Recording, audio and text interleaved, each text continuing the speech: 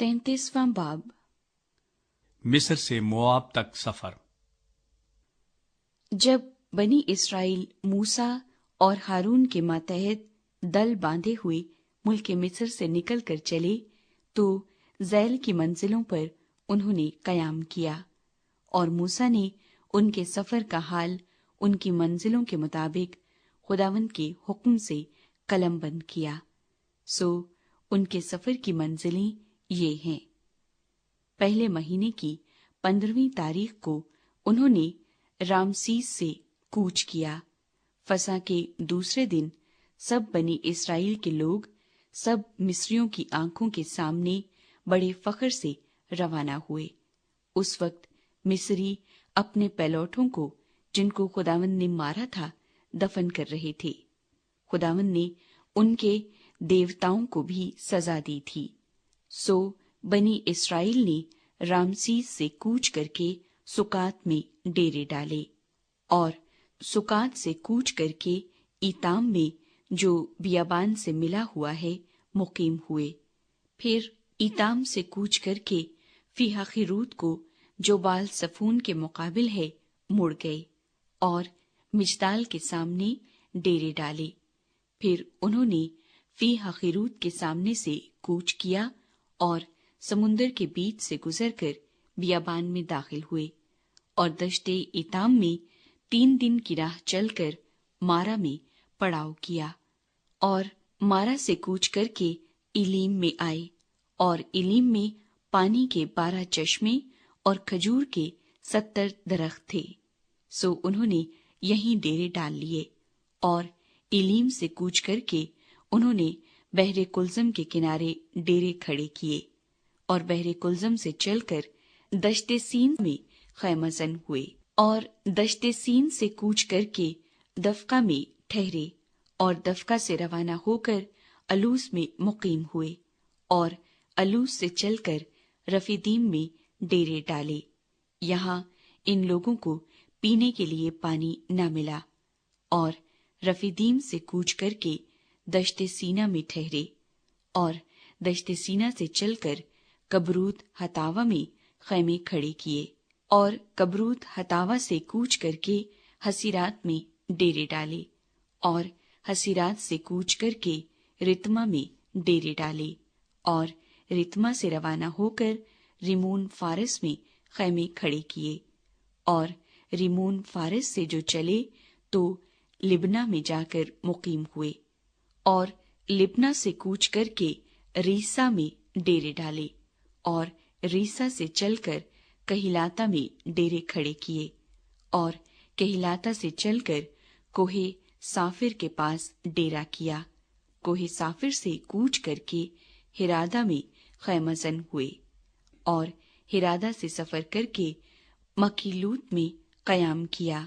और मकीलूत से रवाना होकर ताहत में खैमे खड़े किए। ताहत से जो चले तो तारा में आकर डेरे डाले और तारा से कूच करके मित्का में कयाम किया और मित्का से रवाना होकर हशमूना में डेरे डाले और हशमूना से चलकर मूसीरूत में डेरे खड़े किए और मूसीरूत से रवाना होकर बनी याकान में डेरे डाले और बनी याकान से चलकर होर हजदजाद में खैमजन हुए और होर हजदजाद से रवाना होकर युतबाता में खैमे खड़े किए और युतबाता से चलकर अबरोना में डेरे डाले और अबरोना से चलकर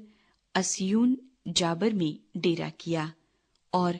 अस्यून जाबर से रवाना होकर दश्ते सीन में जो कादस है कयाम किया और कादस से चलकर कोहे हूर के पास जो मुल्के अदूम की सरहद है खैमजन हुए। यहाँ हारून काहिन खुदावंद के हुक्म के मुताबिक कोहे हूर पर चढ़ गया और उसने बनी इस्राएल के मुल्के मिस्र से निकलने के 40वें बरस के 5वें महीने की पहली तारीख को वहीं वफात पाई। और जब हारून ने कोहे हूर पर वफात पाई तो वो 123 बरस का था और अराद के कनानी बादशाह को जो मुल्क कनान के जनूब में रहता था بنی اسرائیل کی آمد کی خبر ملی،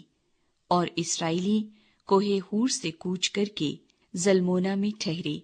اور زلمونا سے کوچ کر کے فنون میں ڈیرے ڈالے، اور فنون سے کوچ کر کے ابوت میں قیام کیا،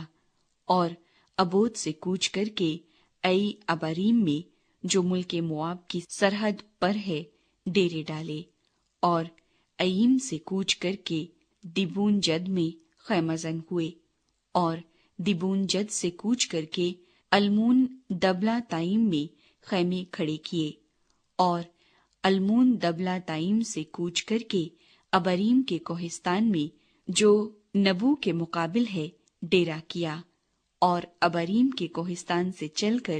مواب کے میدانوں میں جو یریحو کے مقابل یردن کے کنارے واقع ہیں خیمہ زن ہوئے، اور یردن کے کنارے بیت یسیموت سے لے کر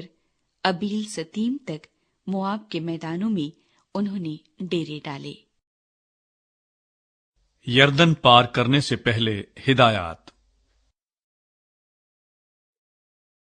اور خداوند نے مواب کے میدانوں میں جو یریحو کے مقابل یردن کے کنارے واقع ہیں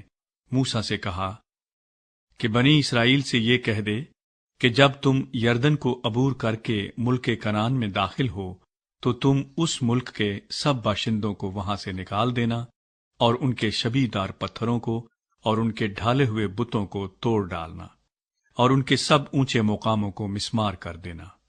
اور تم اس ملک پر قبضہ کر کے اس میں بسنا، کیونکہ میں نے وہ ملک تم کو دیا ہے کہ تم اس کے مالک بنو، اور تم قرعہ ڈال کر اس ملک کو اپنے گھرانوں میں میراث کے طور پر بانٹ لینا۔ جس خاندان میں زیادہ آدمی ہوں اس کو زیادہ، اور جس میں تھوڑے ہوں اس کو تھوڑی میراث دینا، اور جس آدمی کا قرعہ جس جگہ کے لیے نکلے وہی اس کو حصے میں ملے۔ تم اپنے آبائی قبائل کے مطابق اپنی اپنی میراث لینا۔